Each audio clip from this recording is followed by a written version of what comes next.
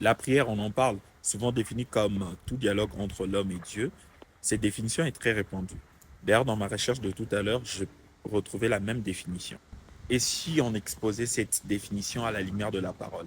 Comme je l'ai dit autrefois, c'est une très bonne façon de méditer, de lire, d'étudier la parole de Dieu. Il y a lieu de prévenir ici que cette conception est incomplète, pour ne pas dire incorrecte, puisqu'il manque un élément clé, un élément incontournable au sujet de la prière. Quoi donc?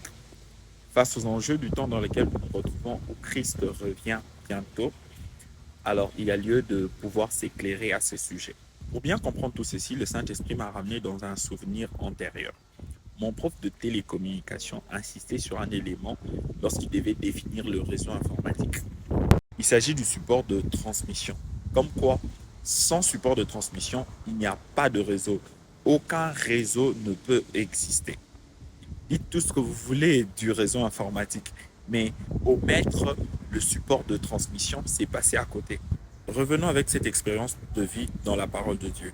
Il est écrit, il est impossible de lui être agréable sans la foi.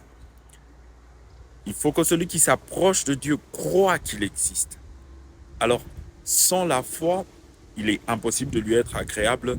Avant de s'approcher de Dieu, vous devez d'abord au préalable croire. Voyez ce qui se passe dans Marc. Cet homme essayait de dire si tu peux, et Jésus n'essaye de ne rien faire. Il le reprend si tu peux, parce que il n'y a pas de tâtonnement, il n'y a pas d'hésitation à faire.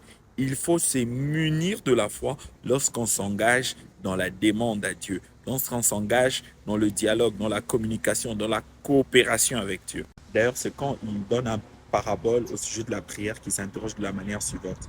Quand le Fils de l'homme reviendra, aura-t-il de la foi? Ainsi, lorsque vous priez, engagez votre foi au risque de perdre comme ça du temps, de l'énergie, de l'argent.